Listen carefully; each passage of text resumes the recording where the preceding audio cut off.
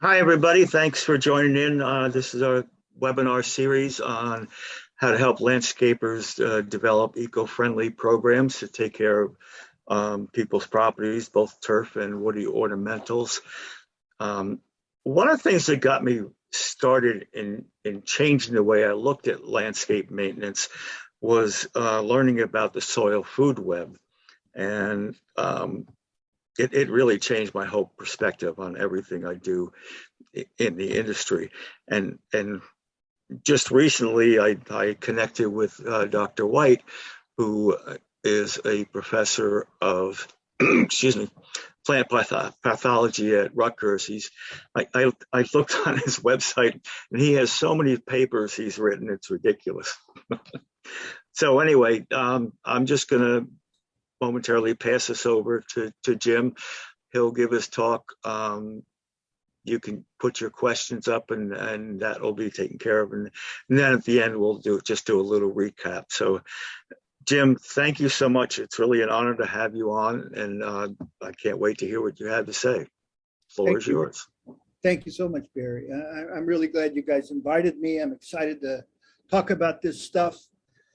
And of course, the number of papers, of course, that's my job, right? So I have to, they make us write papers, but of course, we wouldn't be here doing it if we didn't enjoy it. But anyway, and some of those papers are on some really interesting things. Nobody was really interested in what I was working on for most of my career, until 2018. And we published a paper that attracted a lot of attention on the rhizophagy cycle. And then all of a sudden, people were interested. And so anyways, that's part of what I'm going to talk about today. And the other thing that I'm going to talk about is nitrogen fixation by bacteria in plants. And that also is something important that we're working on and that people have not really studied very much. And in fact, plants are full of microbes, and some of them are fixing nitrogen, and I'll talk about that. That's what we're studying, one of the things we're studying. So anyways, the tidal rhizophagy cycle, and that's what we call this process of in roots, and then nitrogen fixation, which you're aware of. So what is an endophyte?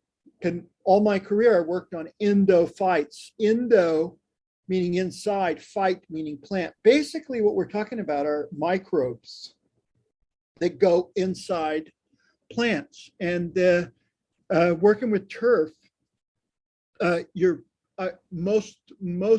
going to be familiar with the grass endophytes, and these are actually fungi that go inside cool season grasses, and they make those grasses resistant to diseases and increase stress resistance and so forth. The picture here to the left actually shows one of these endophytic hyphae. So this fungus, in this case, is an endophyte in the grass. This blue line and these are now inside leaves. So this particular one is in a fescue grass, and that's what you're seeing here. Ornamental, but also turf and so forth. But actually, all plants have endophytes, and it's not just certain grasses, as you would think from the fungal endophytes in grasses, but any kind of plant you can think of has endophytes in it. And these endophytes are really, really interesting because they will actually go inside the plant cells themselves. So they'll enter the cells of plants and be inside the cells with the cell cytoplasm. And I'll show you that. They go into the roots, they'll go into root hairs, and I'll show you that, they'll go into leaves and so forth. So they're all over plants. They're bacteria and they're fungi. Okay, so here's an example. This is considered this plant. This is from the desert island of Bonaire in the Dutch Antilles. And a number of years ago, 10, 15 years ago, I did some work in Bonaire, great place to do field work. But this is a cactus that occurs all over this desert island. And way up the top of the plant, they have these fruits. And if you look at the fruit, just like a prickly pear, fruits, take that, get the seeds out, and then germinate that under a clean environment, and you get a little seedling like this. And this one actually is stained. This orange stain is a stain that will enable us to see the bacteria inside these roots. This is the root hair. The root hairs of those several hairs crossing the screen of that little cactus. And you see the little dots inside that hair. Those dots in those hairs are actually bacteria. Those roots become filled with bacteria, and you can visualize them if you stain them. And this you have to have stains. You can't find them, you can't see them if you don't stain them. But we've been working for as my career length, 40 some odd years working on endophytes, and so we figured out how to stain them. And so this actually is one of those hairs, and you can see the little blue dots in there. Those are those bacterial endophytes again. So those bacteria, endophytes, all plants have endophytes, and actually they have a community of microbes that go into the plant. So every plant contains a multitude of microbes go in there, and they don't cause disease. These endophytes are not pathogens, they're non-disease agents. So that's one important thing. You got to have a microscope to see them.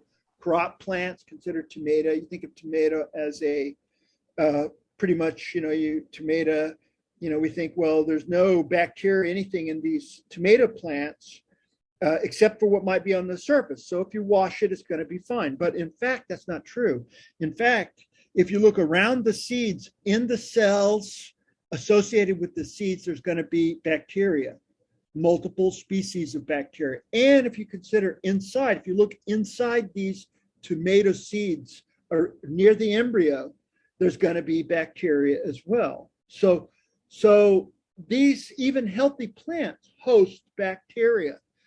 And various species, they're not just one. These are bacteria that can come from the soil too, although these plants would suck these microbes out of the soil. This is actually one of the, and that's where these microbes come from. They essentially come from the soil initially. The plants suck them out of the soil. But this shows one of the bacteria, the endophytes, that's in tomato. And this is one we isolated out. This is one called Micrococcus luteus. We like it because it has its cells in these little clusters of 4.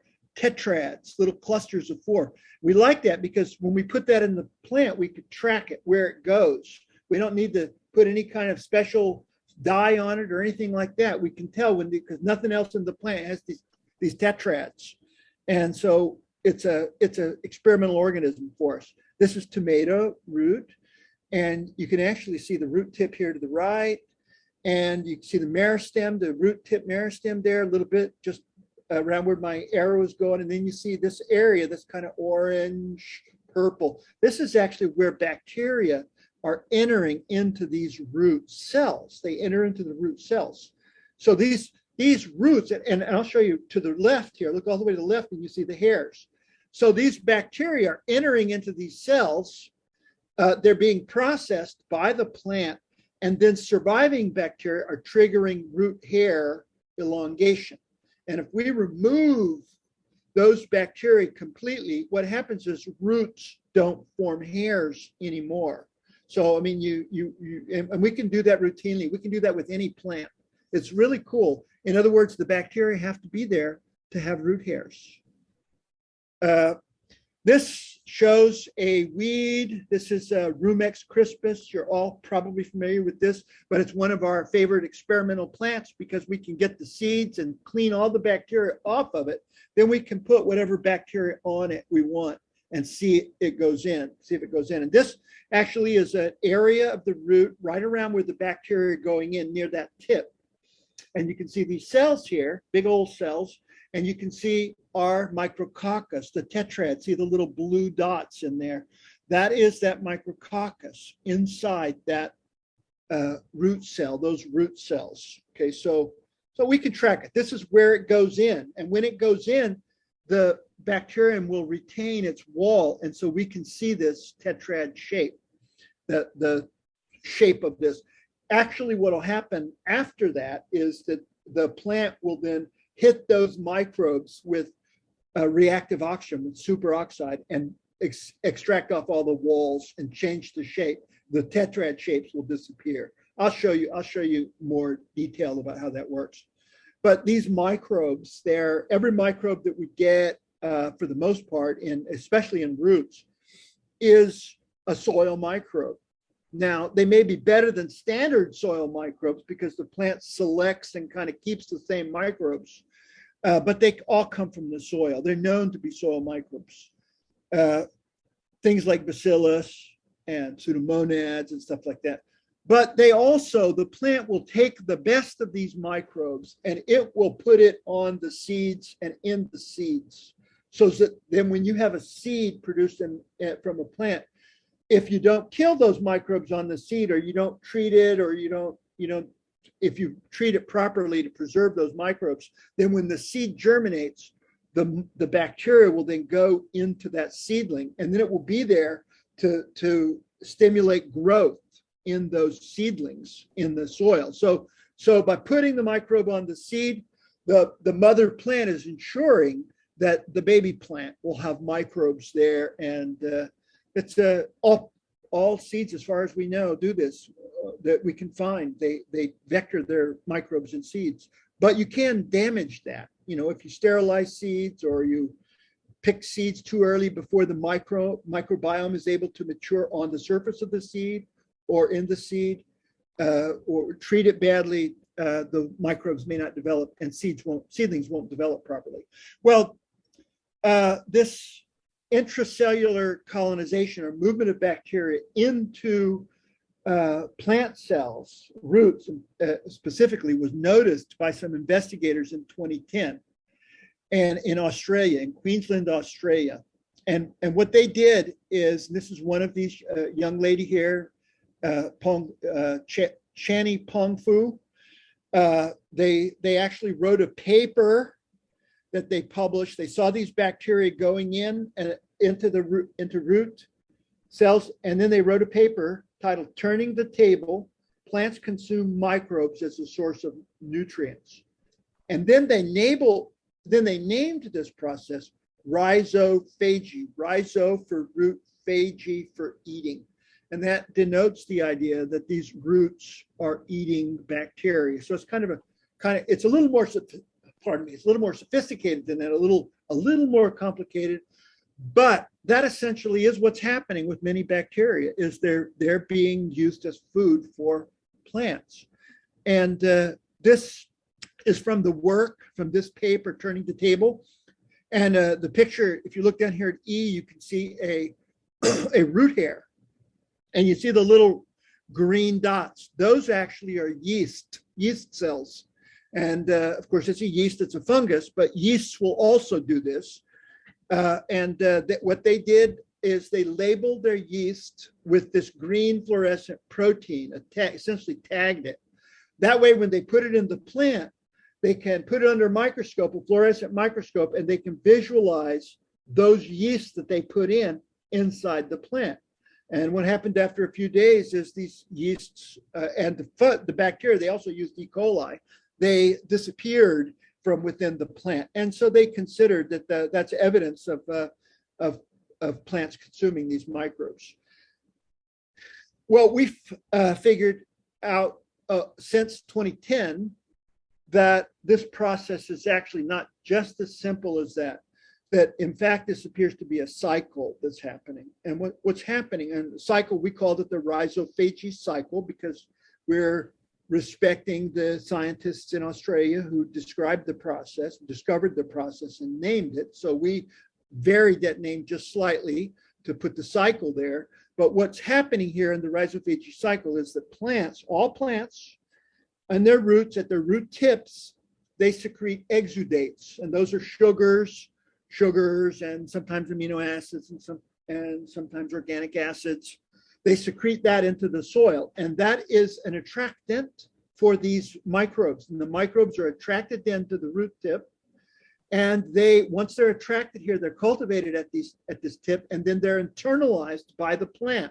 They're taken in, they're absorbed into the plant. We don't exactly know how they're absorbed. There's some hypotheses, but it's a lot of uncertainty. How we just know that they get in because we can see them getting in. We can actually see them going in the process of going in. So we can see it all almost in real time, photographing it. But they go in, and then what happens is once they're inside the root cell itself will secrete superoxide onto the microbe. Superoxide is oxygen, basically. It's a very potent form of reactive oxygen, and it's potent. It will zap off. It zaps the cell walls. It oxidizes the cell walls off of those bacteria, and they form these naked protoplasts. And then the plant will continue to extract nitrogen. The root cells extract nitrogen from those microbes. Surviving microbes will trigger root hair formation. The way that they trigger hair formation is they're producing plant hormones, and we can measure ethylene and detect ethylene there, and also nitric oxide. Both of those are plant hormones, and both are related to elongation, root hair elongation. And so these microbes in those hairs cause elongation, and as these root hairs elongate, it ejects the bacteria out into the soil. So microbes exit the hairs, but by then the plant has extracted the nutrients already from those microbes by taking off the cell wall, and a lot of the nutrients are on the cell wall, but also by degrading some of the cells. The contents, things like potassium and calcium, get extracted from internally in those root cells. So once they're ejected from the tips of the hairs, they'll reform their cell walls out into the soil, and they'll also reform if they have flagella or any swimming structures. They'll reform those, and they'll go swimming back out into the soil later on, theoretically at least, to be then attracted once they acquire nutrients, to be attracted back to the tip of the soil. And like I say, we're trying to figure out exactly, questions like, how does the plant determine which microbes to take in? Because it does select. Certain microbes come in, certain microbes don't go in at all. So we don't fully understand that, but we're working on that. We're working on that. Jim, I have a question for you. Yeah. This is really interesting to me because I've been learning about this for years and years, and I'm hearing something different from you. Where in the past I had always heard that the root hairs would send out nutrients like you have there on your slide, and that the microbes would also just exude nutrients and the plants would absorb the nutrients. But you're saying that the plants are actually absorbing the microbes too. Yeah, the plants are absorbing the microbes. Now, okay. I want to make something clear at this point, and that is plants are doing everything that they can to get nutrients, right? Including swallowing bacteria and yeasts into their cells and oxidizing it or digesting them to get nutrients. But they're also absorbing solubilized or nutrients that are soluble in the soil solution, right? The hairs will go out and absorb those, and other cells actually will absorb those. They'll also get mycorrhizae. So they're doing multiple things in order to get nutrients. And if you consider like a legume that has rhizobia, well, they have nodules, and they're cultivating in those little nodules bacteria in order to get nitrogen. Okay, so they're doing multiple things, and rhizophagic cycle is one of the things that we did not know that they were doing until very recently. And so this is their direct connection with these soil microbes. Like grasses, plants like grasses do rhizophagic cycle a lot. This is a drawing of a corn root. This is the root, and this grasses have these branching root systems, as everybody here knows. And all those branch tips actually are where rhizophagic cycle is happening. So at every one of those little tips in those branches, you get this rhizophagic cycle happening. And plants are consuming microbes. And this is only happening at the root tips, by the way, only at the root tips. So if you don't have any root tips on a plant, or you have only a few root tips, it may not be doing this very much. It may be doing some other things to get nutrients. But okay, this actually shows, this is a grass. This is not a turf grass. This is one of the grasses that we work on. It's an invasive plant, and this is one called Phragmites, invasive Phragmites australis, and it's a real problem in New Jersey. So we have a little bit of funding to work on that. So a lot of the work we've done has been focused on this plant, and everything else we do to kind of extend from there. But this shows a root, a branch root.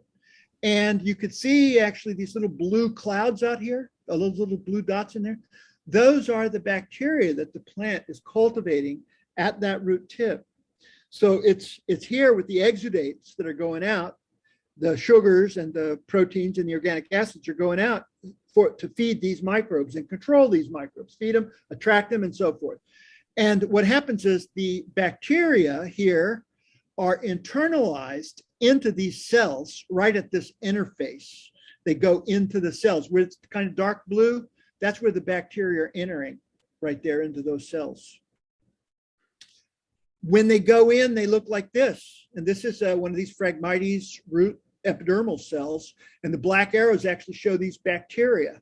What happens is the bacteria, once they're in, they're hit with superoxide. They lose their cell walls and they form these spherical structures. And so you can see these round things. Those actually are these bacteria in here. And when they lose their cell walls, one thing that happens is, well, the plant gets nutrients from that, taking the cell walls, but the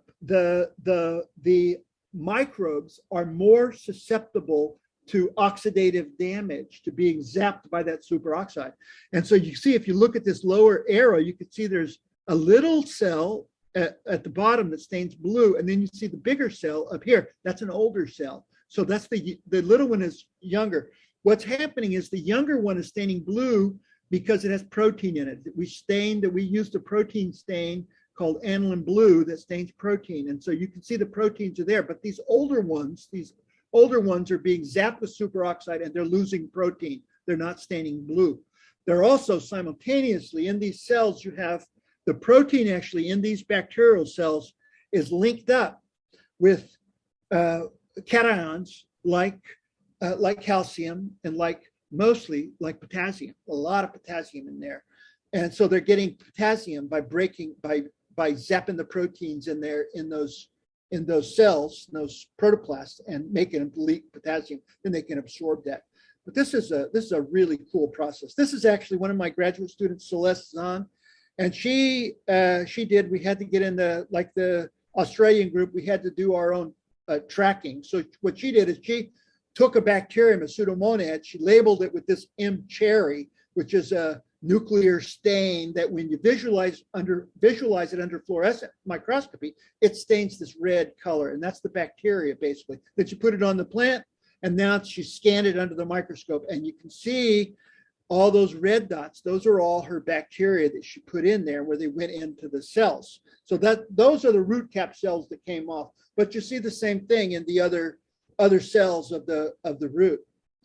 These bacteria, they're not actually going into the cytoplasm of the root cell. This is a diagram of a root cell, plant root cell.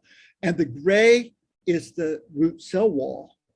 And what's happening is the bacteria are going through that cell wall, and they're going into the space between the protoplasm, or between the cytoplasm and the membrane of that root cell. The little blue line is the membrane of that root cell, and then the cell wall. And so they're stuck in that area called the periplasmic space. So they're just underneath the cell wall. And it's in that space that the plant puts that superoxide. So this 2O minus is the superoxide that the plant produces. The plant can detect the microbe and hit it with superoxide. The way it detects these microbes actually appears to be because these microbes are producing ethylene, so that the plant responds to that ethylene with this superoxide. That's the first interaction. But there's something else happening here that's really kind of interesting. And that is that the plant cell is moving these microbes around in these roots. It is circulating these microbes. We think that's important because that enables the plant to kind of break down these gradients. If nutrients are flowing from the bacterium to the plant, if it's staying there, there may be a gradient, a concentration gradient that builds up and then slows flow down from the bacterium into the plant, and the other way too. But because it's moving, the gradients break down and nutrients will flow very fast between the bacterium and the plant, and then the other way, because it is a kind of a symbiosis and there's a nutrient exchange that is happening here. But this is cyclosis, by the way. I'll show you this in root hairs. You never saw it, you never thought, I'm sure few people have ever seen it. Even scientists have ever seen it. Go ahead. We have a few questions in the chat. Is this a good time to Of course. ask? Okay, fantastic. John would like to know, does the term Endomycorrhizae by extension refer to bacteria inside the mycorrhiza? That's a good question. No, it does not. There are endohyphal bacteria, and so that's kind of what you're thinking of. Endohyphal bacteria. There are those. We can see that, and other people have published on that, so we know that's happening. But Endomycorrhizae actually refers to a group of mycorrhizae called the VA, vesicular arbuscular mycorrhizae, or sometimes just called the arbuscular mycorrhizae. These are mycorrhizal fungi.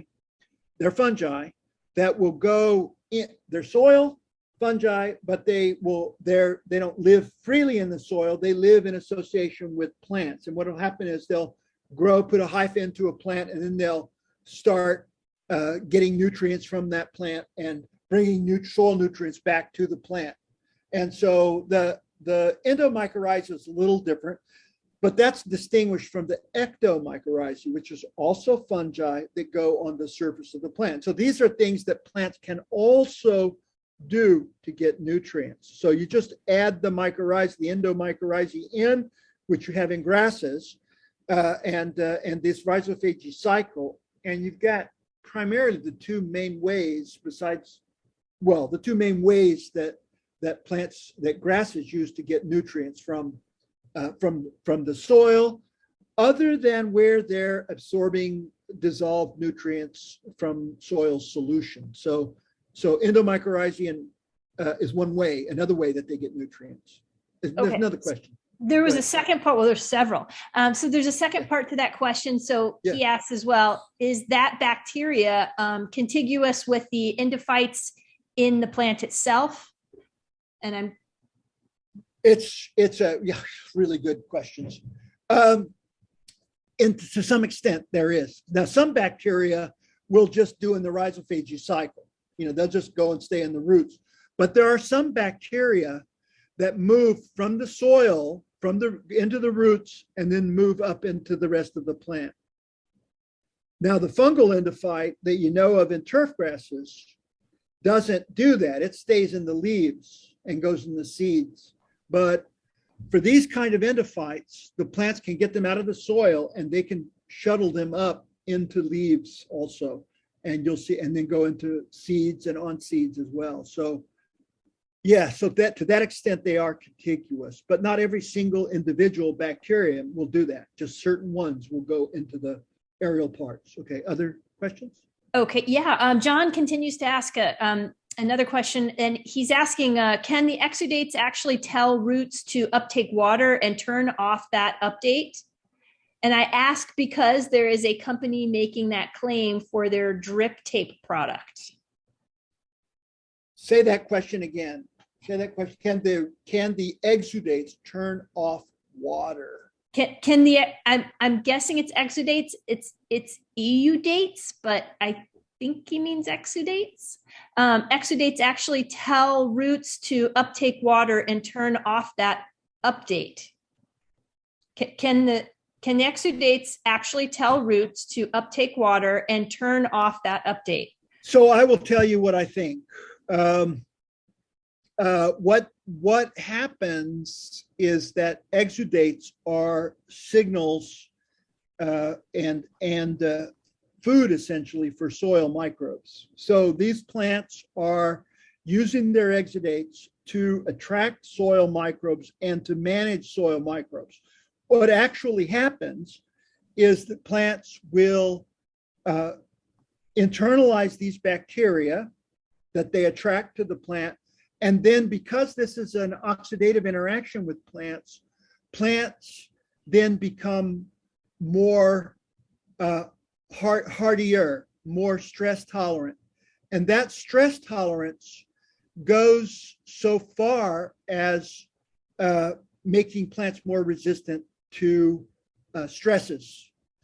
There is also a phenomenon with regard to bacteria going into roots, and that is that what happens is plants will produce more exudates around the roots, and then that will remain moist in the soil. And so you can sometimes see when you pull these plants, grasses in particular, in very sandy places, you pull the grass roots out of the soil and you'll see like a column, a little rhizophagic sheath, it's called, a little sheath, a little soil sheath that goes around the roots. And that has to do with the moisture that comes out of the roots around where the microbes are.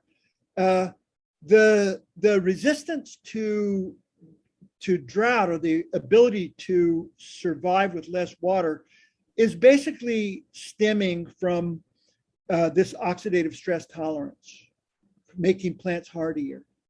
And so that's the best way I can answer that. There is a relation. Now, putting water on the plants, if you put microbes on the plants, yes, you can make these plants more resistant to drought. But putting water on the plants, well, you just give them water. There may be some additive. I know people do interesting things with nutrients.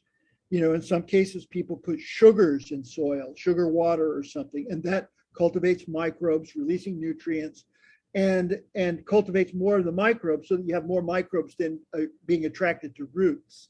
But you have to be careful with that, because if you put too much sugar in soil, the bacteria won't go to the roots because they'll be swamped out. The whole signal will be swamped out with all that sugar you put in the soil. So you have to be real careful with that.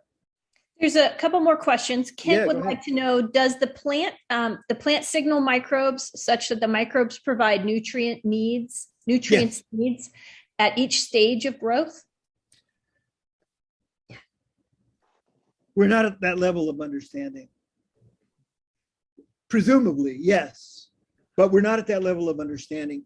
What we do know is this, that plants, from experiments with corn, we know that plants that want to attract nitrogen, that need nitrogen, and therefore they want to attract nitrogen fixing bacteria, what they do actually is they will stop secreting amino acids that have nitrogen in them, right? So they'll stop secreting that, and that will make the microbes themselves, they'll get sugars out there. The plant will secrete sugars, but no nitrogen. And then those microbes have to fix the nitrogen, and then the plants can then internalize those. So the plants can select. We don't understand all the details of how they do that, but yes, they can select. Is it different stages of growth? That makes sense, but I can't answer at that level. Okay, fair enough. Mark has a question. He would like to know, do you have any thoughts or knowledge on Art Johnson's from Penn work on southern Chile, where fungal mass in the soil? In Chile, the country, or Chile peppers? Chile peppers, or I don't know. Is it Chile? It looks like southern Chile, the country. Chile, southern Chile. I do not. Yeah, microbial mass makes a difference. Fungal mass will make a difference, but I'm not familiar with Art Johnson's work, and that's just because we probably don't move in the same circles, basically. That's the best I can do on that. Next question. No, We're caught up. Yep. Okay. So how does the plant zap these microbes with superoxide? Well, they have in the root cell membrane, they have this enzyme called the NADPH oxidase. And this is in the root cell in the membrane. And what this enzyme does, it will take oxygen from the air and it will produce superoxide. And then that's the superoxide that it will hit those microbes with to oxidize off the cell walls. But this is atmospheric oxygen. So plant roots have to have access to oxygen. So if you deprive the plants of oxygen by, for example, flooding soils, then this whole process doesn't happen and plants can't get nutrients. And so you have very poor growth. There could probably some other effects of removing the oxygen as well, because the cells have to breathe. But one of the effects is this failure to produce superoxide and do rhizophagy cycle. So this inhibits the rhizophagy cycle. We can also elevate carbon dioxide, get carbon dioxide, elevate it pretty high. And what that does, it will also inhibit the formation of superoxide. Without that then high levels of carbon dioxide mean there's no superoxide, and then the plants can't get nutrients out of their microbes. There's a lot of work that shows with the increasing, if you put too much carbon dioxide around plants, they actually will grow fast, they grow great, and they have lots of photosynthesis because that CO2 enables them to fix lots of sugars, but they start losing all other nutrients, calcium and nitrogen and other iron and all kinds of other nutrients, because those other nutrients are coming in this rhizophagy process. At least part of them are coming there. So that part, this vanishes. And so you have to be careful with pushing plants using elevated CO2. How much is enough? I don't know. In our experiments, we put a lot, but this is a known inhibitor of nutrient uptake, carbon dioxide. This is what the bacteria look like when they hit with superoxide and they lose their cell walls. They may have rods here when they have their cell walls. Then the superoxide, once they go in, superoxide then oxidizes off the cell walls, and they have these little spherical protoplast forms that are called L forms. Those have been named. We didn't invent those. They're known from medicine. They've been known for a long time. The L forms, the L stands for Lister. So at the Lister Institute, that's where they discovered these in medicine. James? Yeah. Are any of the bacteria expelled in the vapors when the stoma are open? No. They don't go out into the air. They will go into the leaves though, and they will go onto the leaves. And I'll describe that process. I'll show you that before very long. I'll show you that. So yeah, they do go up there. They will go onto the surface of the leaf. They don't go in the air, but you can get them spilling on the leaf surface. And I'll show you how that happens. But back to the roots and the rhizophagy cycle, the microbes going into the roots. If you don't have those microbes there, roots don't develop properly. And one example is the gravitropic response. And mostly plants have roots that grow down into the soil. That's well-known gravitropic response. If we, especially in grasses, turf grasses, if we remove all those bacteria, then what we get is those roots no longer go down. They no longer go with gravity. Instead, they'll stay on the surface and just lie on the surface, or they'll go into the air, roots going into the air. And the other thing we see that's really interesting is without bacteria in the root hair, you don't have any root hair elongation. If you don't have bacteria, if we take our turf grass seeds and then we sterilize them for long periods of time to remove all the bacteria on them, the seedlings that come out of those seeds will make roots, but the roots will not have any root hairs. So they can't form root hairs without those bacteria being in there. So we have always thought that these root hairs are just for absorbing but it appears that, in addition to absorption, because they definitely may be doing absorption, they are also moving these bacteria out into the soil. They're ejecting bacteria, and I'll show you that. This actually shows, this is a warm season grass. This is a weed for us in the Northeast. This is Bermuda grass. This is a weed here, but in the southern US, it's a turf grass. This is actually Bermuda grass, where we removed the bacteria from the seed and then we germinated the seedling. And you can see the root tip here to the left, and you see a little bit older part of the root here. And you notice there's no hairs there. But when we put the bacteria back on, remove the microbes from the seed, then we put bacteria back on, you get now hairs forming immediately. This is from the same experiment. You can see those hairs. Those bacteria are necessary for hair formation. This is older part of the root. You can see the root axis here. You see the hairs coming out, little dots. Those little brown dots are bacteria in those hairs. The hairs are full of bacteria. And those are the pseudomonads that we stained. If you look at the cells here, you see the brown dots on the root cells. The root cells are full of bacteria. So you got bacteria all in these tissues. These roots really are eating, especially grass roots. They're eating, they're really gorging themselves on these bacteria, like pseudomonads and like bacillus. Some of the biostimulant microbes that you can buy go into the rhizophagic cycle, some of the bacillus biostimulants, and you'll go into this process as well. This is a root hair. You can see the little brown things in there. Those are the bacteria. These plants can gorge themselves on these microbes. They become filled with microbes. James, Steve would like to know, how is grass seed endophyte enhanced, and is it temporary? No, well, it could be temporary. So with the cool season grasses like fescue grass and ryegrass and some of the fine fescues, hard fescue and so forth, they have these fungal endophytes in them. A fungal endophyte that's actually in the genus Epicoi. We just call them in the turf industry, we just call them fungal endophytes, but they're actually a specific kind of endophyte. And they go only through the seed, and they go into the leaves of the plant and into the seed of the plant.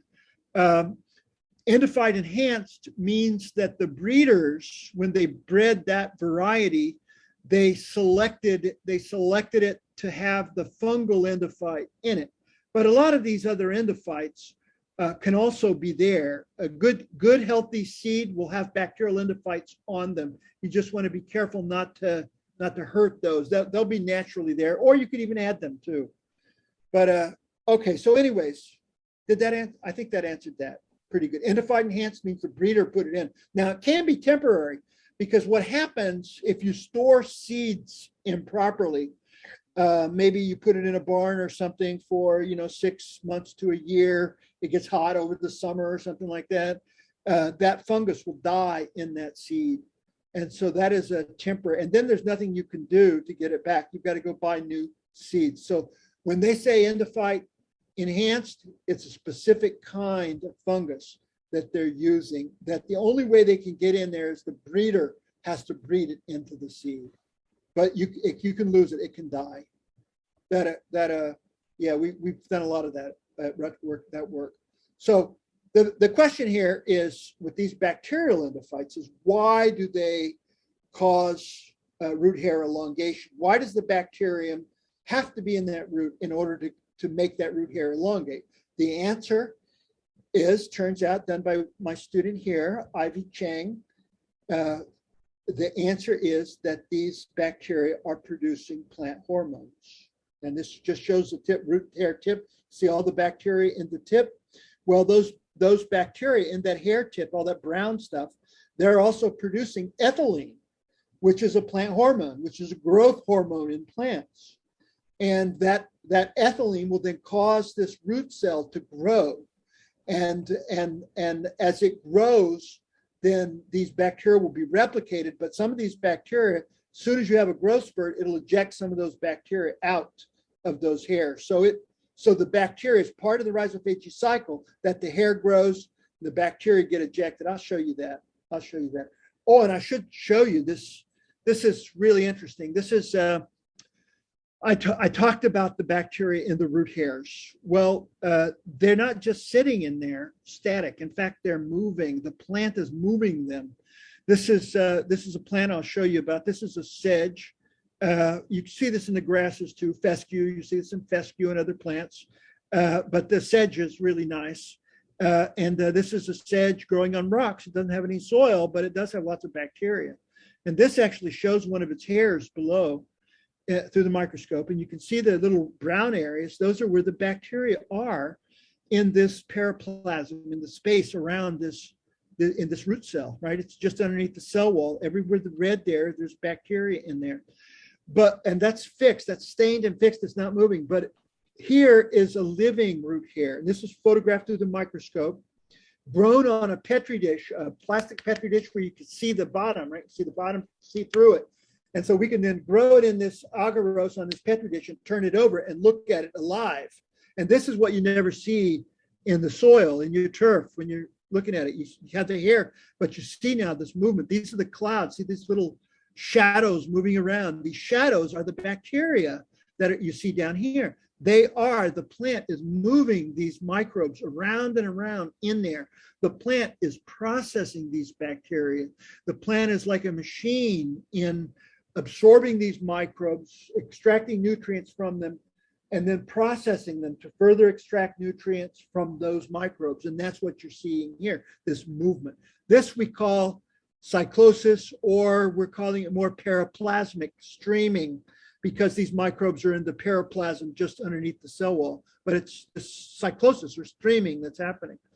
But this movement also makes those microbes replicate, these protoplasts, and you can see them here, these clusters of them. These clusters, each cluster of bacteria here probably started from a single bacterial cell that was replicated in the plant. And so the plant is actually replicating these microbes. And so a few microbes will go in at the cell at the root tip, and then the plant itself inside the root hair will clone those microbes. And those microbes that get cloned are probably the ones that are benefiting the plant the most. You know, there's a lot we don't know about it, but that's likely what's happening. And we think they're in fact fixing nitrogen inside these roots even and transferring that. We published a paper on that a few months ago.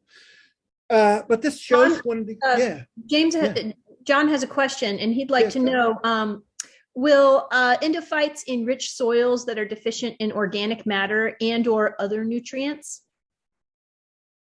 And he they will. Clarifies by saying, what I'm asking is, will the bacteria replication enhance the soil's fertility?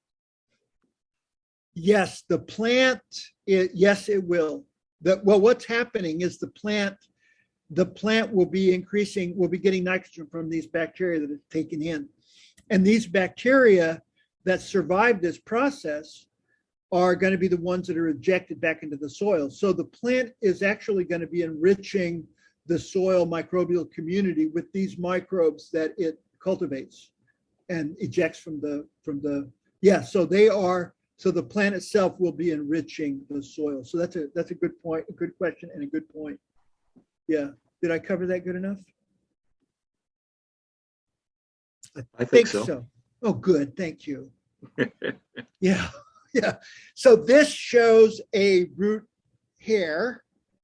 And you can see this streaming happening. This is about as fast as you actually see it. I mean, this may be double speed, something like that, maybe triple speed. But it's, when you look in the microscope, we see it moving about almost this fast. And we measure this movement of bacteria in these hairs at a rate of 8 to 11 micrometers per second in the sedge, but we measured it similarly in tall fescue at about the same rate, similar rate. So in the root hairs of tall fescue, so they're really moving these things around. And notice they're accumulating at the tip. You can see these little white ghost things. Those are the bacterial protoplastic accumulating at the tip. These bacteria in the tip will secrete the hormone, the ethylene, and nitric oxide will be formed as well. And then that will cause a growth spurt, which will then cause some of these bacteria to go back into the soil. And I'll show you a picture of that so you see how that's going. This will happen repeatedly.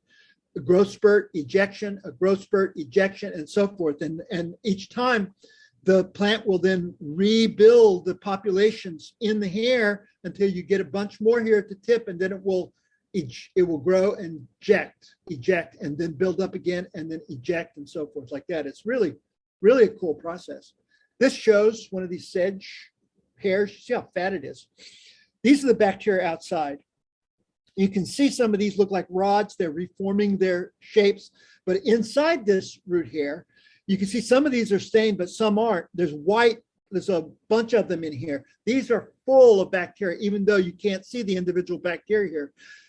They're fat. These hairs become fat with bacteria. If we were to remove all these bacteria, these root hairs become skinny. There's actually in the middle of this a little root hair cell that's a skinny little needle-shaped thing in the middle of that hair. So most of what you see around this, making this hair fat, are bacteria.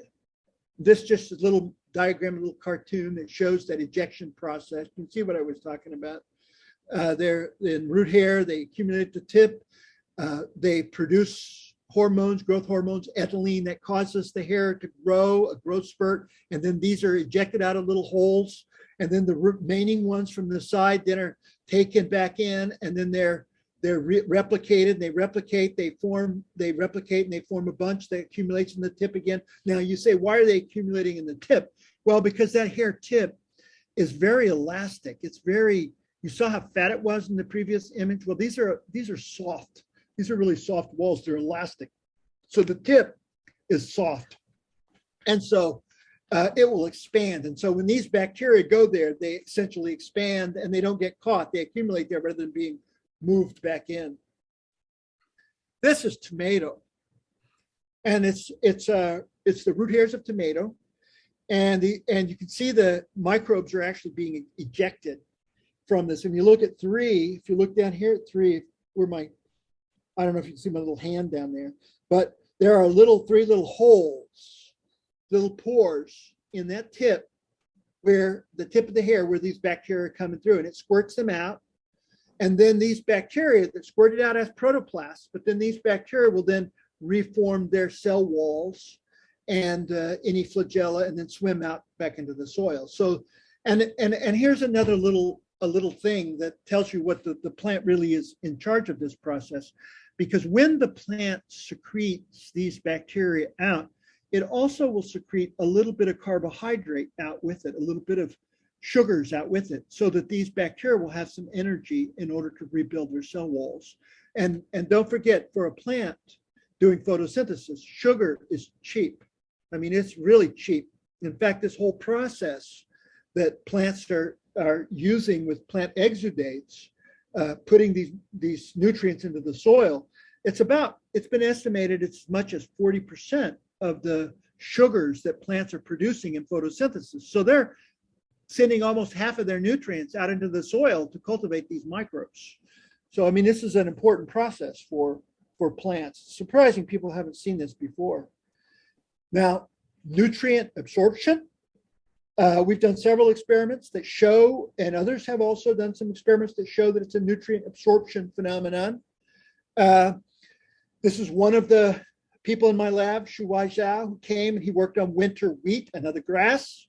And what he did was he isolated some bacteria from winter wheat seeds, some bacillus bacteria, bacillus species from the seeds. These are seed vectored bacteria. And then he sterilized to seeds, removed all the bacteria, and then he put them on one at a time. And then he grew the wheat with and without the bacteria, and then he measured the nutrients that went into the wheat leaves. And this is from his experiment, and this actually shows us winter wheat with no bacteria added. So this is our no bacterial control. And without bacteria, you see the plants grow, put them in the soil and they grow. It's not like we killed them, but you notice the roots are not growing. The roots are very short, and also the plants themselves are restricted in height. And these were grown in sterile potting mix. So this is a soil-like environment where they had other nutrients. So they could grow soluble nutrients, but nothing else, no microbes there. To the right is one of the microbes, one of the bacillus species put back on. And you see how big the roots are now. Same magnification, same experiment, same time, everything the same, but you see the roots are like 3 or 4 times the size. The leaves are even bigger there. And these are the same magnification. If you look at the tape below, you can see they're the same size tape. That's our standard laboratory tape. So we didn't like blow the one to the right up so it made you think it's big. This is the actual size. We're not playing any tricks on you. Here's nitrogen. This is the measured nitrogen. And here's the no bacterial control. You can see these plants got this much nitrogen. But when you add the bacillus in, you add the bacteria in, you see they got like 30% more nitrogen. And all 3 of those, you had 3 different bacillus, they're all doing the same thing. Look at phosphorus. With phosphorus, you can see no bacteria, you get so much phosphorus, but then you get about 20% more phosphorus when you put your bacteria on. Now, all 3 of those bacteria seem to be the same. But now with potassium, it's a little different. Look at potassium. With the no bacteria, the plants suffer tremendously from potassium. They don't have much potassium. Then he adds it in, adds his first bacillus, this first bacterium, and you can see it's like 3 times the amount of potassium. And with these others, they're not as good, but you got about twice the amount of potassium. So potassium seems to be a really important nutrient for rhizophagy cycle, right? For getting, and of course that's coming, potassium is coming right out of the cytoplasm of these bacteria because it is a solute. It is a potassium is inside these cells, providing the solute, providing the cations in those cells. So the plant is just it's robbing the potassium from those cells, from those bacteria. So I did mention that these bacteria go into the leaves of plants, and the plants are putting them in the leaves. And this is the newest work that we've done, and we've just now gotten a paper that we're finalizing for publication. It's already been reviewed and accepted, but we're still making some revisions on it. But it's been minor revisions were proposed. So, but anyways, this is a paper that's going to be coming out pretty soon. And hosta, consider hosta. It's another monocot like grasses, and grasses do the same thing almost that hosta will do. These have endophytes that go into the leaves. So the plant is putting these microbes into the leaves and then causing them to fix nitrogen in those leaves. And I'll show you how that's happening. But to understand that, I'm not going to go into many details here because it's complicated. But there are, some of you have chemistry, and it's been a long time since I've had chemistry. But chemical interaction, this is one of the chemical interactions that we have figured out. Basically, it involves the ethylene produced by the bacteria and superoxide produced by the plant. That causes those 2 will combine and we'll get hydrogen peroxide. And so we can measure hydrogen peroxide around these bacteria. We can stain for hydrogen peroxide and see it there. But this is the most important interaction is this one. What's happening with the bacteria is they also are producing nitric oxide or antioxidant forms of nitrogen. This is protective nitrogen. This is nitrogen that the bacteria are fixing, and then they are secreting it in order to counteract the superoxide, to protect themselves from superoxide. And what happens is the superoxide produced by the plant combines with that nitrogen, either ammonia or nitric oxide, and maybe some other antioxidants there, but this is the reaction that we're seeing. Those are combining, and then it's forming nitrate. And the nitrate then is being absorbed into the plant cells, into the leaf cells, that have these bacteria in them. So they're absorbing this nitrate. And notice it's nitrate that's happening in this natural process. That's the nutrient that plants are absorbing from bacteria. So we think this is the reason that people are able to use nitrate as a fertilizer. because this is the process. This is the nutrient that plants are naturally getting from bacteria, the nitrate. Okay, the only problem is that if you give the plants nitrate, the plants don't need to do any of this stuff with bacteria. In fact, what they do is they stop. You give them ammonia or you give them nitrate, plants will stop cultivating bacteria, and the bacteria will stop fixing nitrogen. So you essentially stop by putting nitrate on the plant rather than letting the plants extract nitrogen from the bacteria. By putting that nitrate there, you cause the plant to stop doing this whole process. And that weakens plants because it makes plants less oxidative stress tolerant. Because they're not doing oxidative interactions with plants using this superoxide, they're weaker plants. Put nitrogen on, they don't do this process, then they're weaker. They are more susceptible to disease, they're more susceptible to stress and so forth. Oxidative stress, all stress is oxidative essentially. They're more salt tolerant, they can't tolerate mowing as much. Now, I don't know if you see that or not, but in theory, this is what's happening. And there's research that suggests that you make plants weaker, and certainly they stop all nitrogen fixing and they stop all absorption of microbes. They actually stop secreting exudates to attract microbes if you put nitrogen on them, chemical nitrogen. Now, sometimes we have to, but still, it would be better to find some other way to use the microbes in order to feed your plants nitrogen.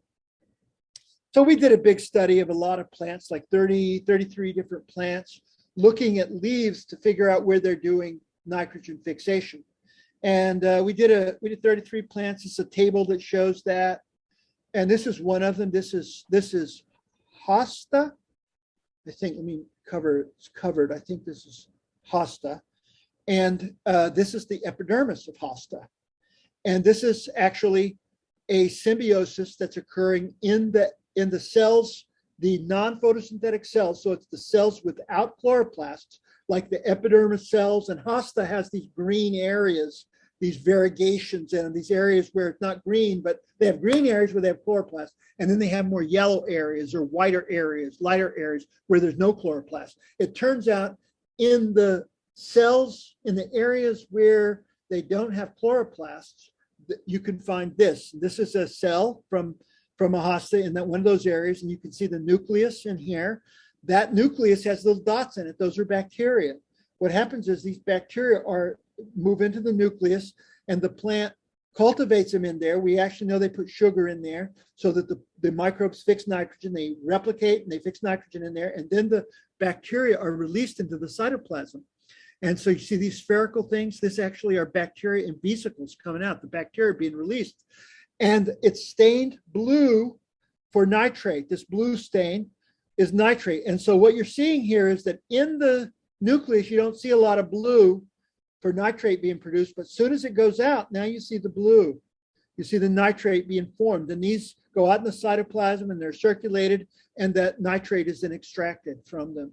To the right, you can see another hosta cell, and you can see this is actually showing ethylene, I think, ethylene, the blue there. And you see there's no ethylene while it's in the nucleus. That's a lot of sugar there, so they can grow and fix nitrogen. But when they're released, now the bacteria start releasing ethylene in order to get nutrients from the plant. And when they do that, that's when the plant starts putting superoxide on them, and they start releasing nitrogen, pumping out nitrogen. So that's a part of that process. James, John has a question, real quick question. Yeah, John, yeah. And by the way, just a time check, it's 8:04. John wants to know, is chemical interaction number 2 stunted by applying chemical nitrogen in fertilizers? Yes. Yes. Short and sweet. Yes, it is. You see stoppage in various places. You see a stoppage, chemical fertilizer, nitrogen at least. I can't tell you about phosphorus and potassium. I don't think we see the same thing happening. But with nitrogen, you see plants, they stop taking in bacteria. So that stopped, right? and then the bacteria themselves that are already inside the plant don't fix nitrogen, and they don't fix nitrogen because there's abundant nitrogen in the plant, right? So they don't have to fix nitrogen. So the whole process kind of is stopped. So yes, that second equation, the whole process, the whole rhizophagic process is affected.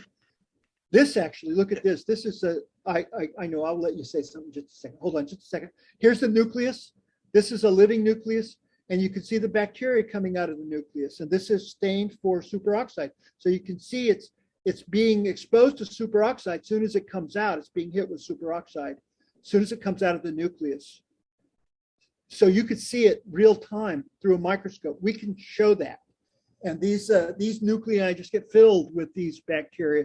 It's a case. Now, what about the DNA in there? Well, DNA, we don't know whether the DNA is working in these epidermal cells or in these cells where we have this nitrogen fixation happening.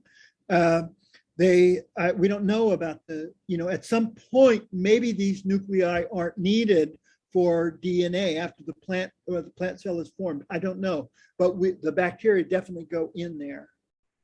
Now there's I think there was another. Yeah, so the point I want to make, you were quite clear on it. I was thinking it as you were talking earlier. If I'm not mistaken, what you're saying is that adding urea and synthetic nitrogen, while it's going to green grass up, it's very detrimental to the health of the plant, and therefore you might have more diseases and more insect problems. Yes. Okay. Yes, that's exactly what I'm saying. Now, the truth is, I mean, we sometimes, what do we do to grow plants? I mean, we do what we have to do, right? If you have soil that has only sand, you've got to rebuild your soil. You got to regenerate your soil, right? You got to do stuff to do it, and it takes time. So, sometimes we don't have a choice, but yeah, but most times we do. Yeah, you can make it. You can make it happen. Yeah. I mean, in the turf industry, there's somebody going out to their turf several times a year, and in my viewpoint, there's no reason why they have to be putting down so much urea when they could be putting down more organic matter. Right. Exactly. And that's the point. And that's the point of this work. I mean, this is the natural process that plants use. And it's logical to me that what we want to do is actually, if at all possible, support the natural process in plants for getting nutrients, right? As opposed to just throwing the nutrients on the plant. So if we know this is happening in plants, then if we can then support this by providing, say, organic forms of nitrogen that then the microbes can get and carry back to the plant, that would be better than putting those nutrients directly on the plant. So so here's another tree of heaven. This is another. We like to work on weeds. I mean, that's why I'm in the turf. One of the guys in the turf center, one of the people in the turf center, but I always get in trouble because I love to study weeds. So we have a turf weed scientist here that I've been collaborating with a lot lately. But this is one of the weeds. It's a tree of heaven. You're familiar with it, likely. But if you look at the tree of heaven leaves, look at the leaves are covered with these trichomes. And those trichomes are full of bacteria, these filamentous trichomes. You can see the bacteria coming out of holes in these trichomes. So some of these bacteria coming out of holes are going onto the surfaces of leaves. And so we can see them piling up under these trichomes. So these trichomes are working, fixing nitrogen in here, inside the trichomes. The bacteria go in here, and now you have the interactions happening in here, but there are these holes here, and some of the bacteria fall out of these holes. It's really interesting. Here's another one. Cannabis is legal in New Jersey, but it's still hard to work on because it's not fully legal. And so one of my students is trying to work on it really hard when it's still illegal, when it's not fully legal yet. But what she did is she found that the trichomes on cannabis, hemp, leaves covered like this and the flowers covered like this. This is the trichome itself. And she's got a stalk and it's got a head. Well, these heads, notice they're not green. They have bacteria in them, and they also have chemicals, but they have bacteria. And some plant cells, but they don't have any chlorophyll. They don't have any chloroplasts. And that's important because chloroplasts in these same cells where we're getting nitrogen fixation would be doing photosynthesis. I mean, chloroplasts do photosynthesis, and that releases oxygen. And oxygen inhibits nitrogen fixation.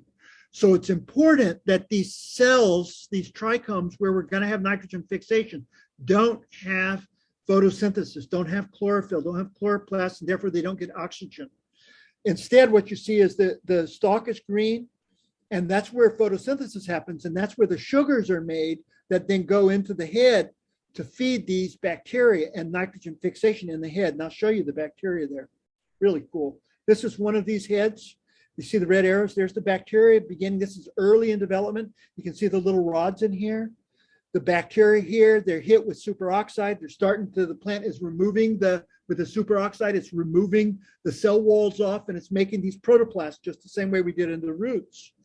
And you see now, this is a bit older. You can see that trichome. You can see the 8 cells in the middle. Those are the plant cells. And you can see around it, the bacteria. These are the bacterial protoplasts. You see the interface of the bacterial layer and the plant. You can see the superoxide there. That's superoxide, the purple there, where the plant is putting superoxide onto the microbes. These are fantastic machines.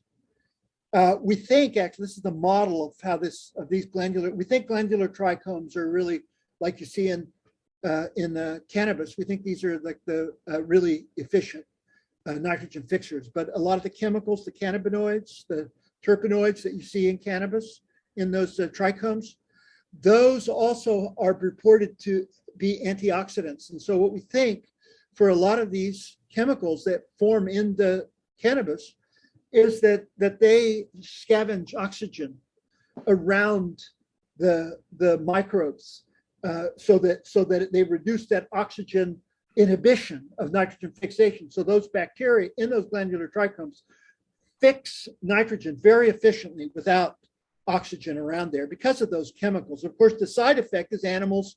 That's our hypothesis, that the side effect on animals is the side effect, that the main effect is this antioxidant effect to make these plants fix nitrogen. Here's hops.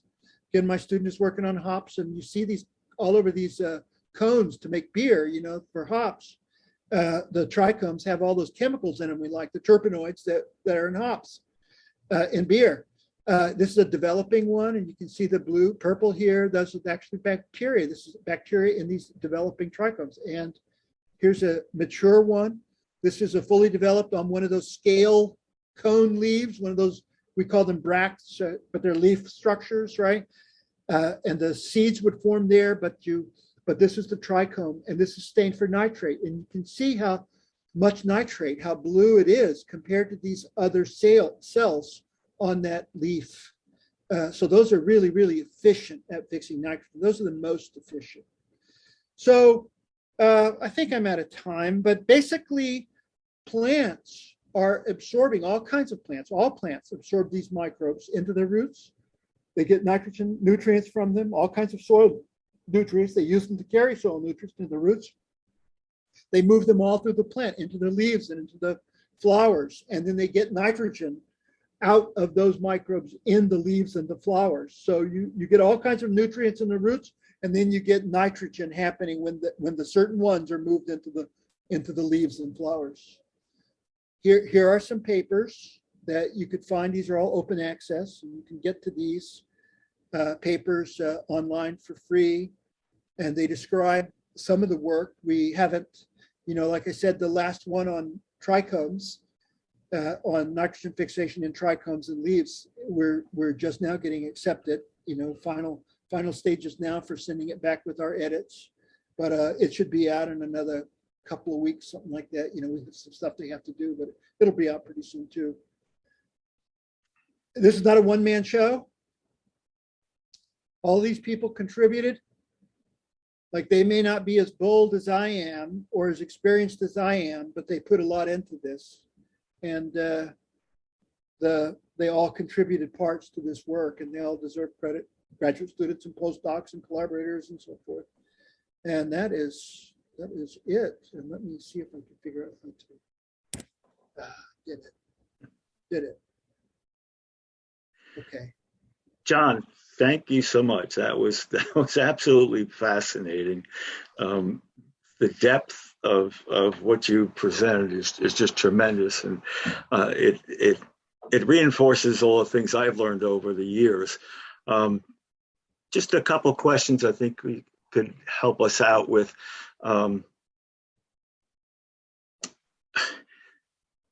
How do you think the best way to explain to turf managers that they can be much more successful by growing healthier plants than with applying all the pesticides that are trying to recover from Well, poor practices? yeah. Personally, I mean, this is like my personal mission to inform the world what we're seeing in plants, right? And I think that once anybody sees the whole story, it changes their perspective.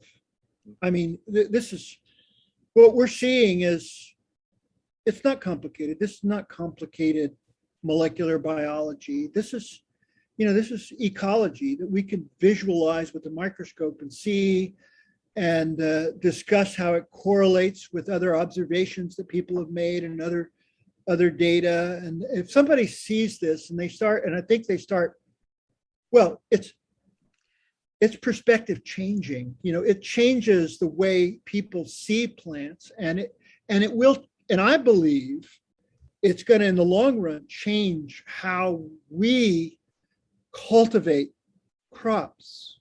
And I think that in time, we're going to all develop. I mean, right now, there's a lot of people doing regenerative and kind of biological approaches to agriculture, but I think in time that's going to be mainstream, and it's going to be rarer to see people who are just putting chemical fertilizers on plants, just the way we do now, right?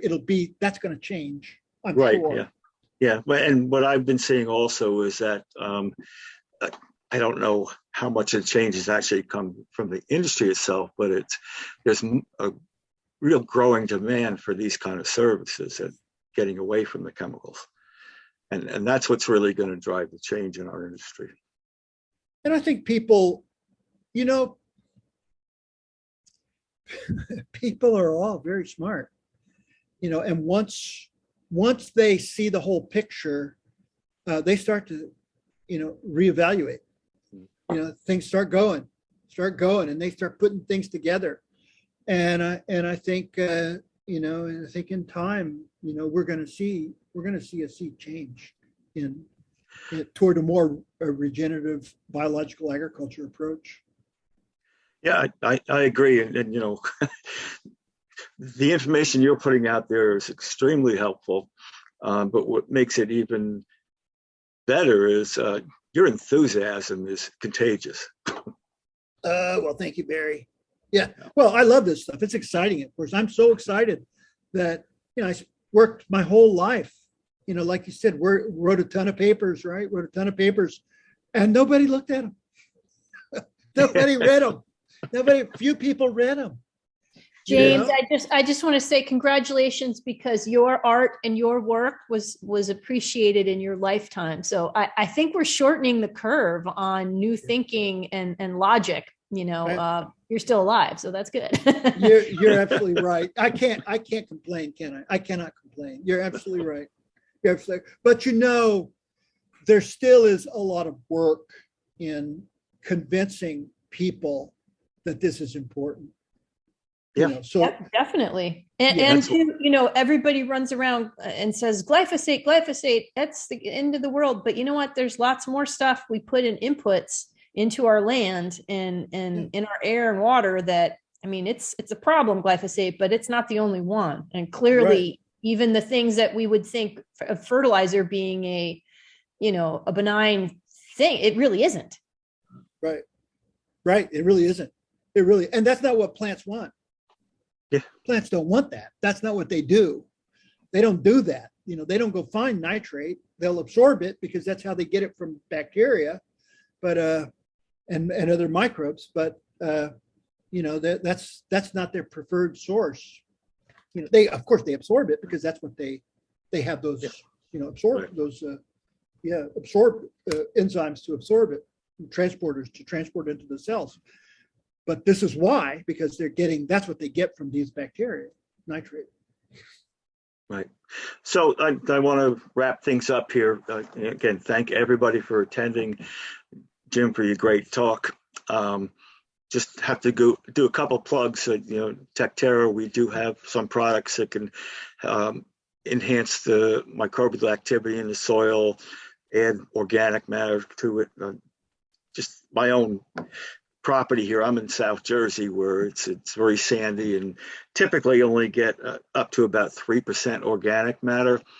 With some of the things we've been doing here over a period of 5 or 6 years, we've gotten the organic matter up to 6%, and now we can back off on a lot of the inputs we've been doing. It just maintains itself a very healthy system. So that being said, I want to say next week, well, before I get to that, everybody who attended will get a survey from us. It helps us a lot to get your feedback and where we can go from here. Next week, the speaker is John Ruffini, who has been asking always wonderful questions of you, and he's going to talk about irrigation. Great questions he had. Yeah, he's a good guy. We have one last question. Do we have time for one last question? Sure. Yeah, go for it. Okay. For the industry, do you think landscapers will be unwilling to change because they can make more money by having to continuously fix the issues their practices are causing? No, I think they can make money in creating more sustainable soils and situations for growing turf and landscape plants. So I think that, in fact, I think that even now, I think, someone told me that, I don't keep tabs of things, but the price of nitrogen is going up. And so people are looking for ways to reduce that nitrogen. Right. Yep. Barry. And yes. Thank you, Professor Way. Really appreciate this. You're welcome, John. As far as changing the industry, is there any organic matter out there that'll soften hard heads? Because I'm telling you, I talk to a lot of these guys, and they are so resistant to any kind of change. Well, I they're think not going to live forever. No, and I think the public will demand change at some point. They won't want a lot of chemicals put on their yards. They may want, it's possible to find ways to manage plants that are highly effective and that work just as good. They may cost a tiny bit more, or they may not. Maybe the price will go down. So, I know that there are companies that are doing some pretty innovative and interesting things. I think if people start replacing fertilizers in general with humates and mycorrhizals, and get people to water properly, the homeowners or clients will be a lot happier because they'll be saving their resources and they'll just see much better results. Yeah, and it's results that really matter. Yeah, and it's safer for their kids and so forth. Oh yeah. No runoff. Right. Years ago, Chip Osborne did a study on some of the organic projects he's worked on, and not just the results and everything, but also the economics of it.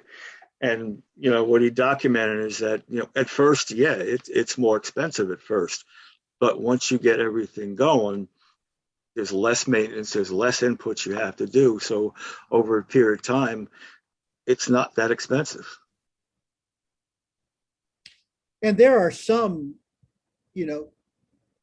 I'll say tricks that people use to fertilize plants that are, like a foliar fertilization approaches to different kinds of crops, where they just put tiny amounts of nutrients into the leaves, and then they get these huge, growth responses in the plants. And so some of these likely are working because they're stimulating these endophytes in leaves of plants.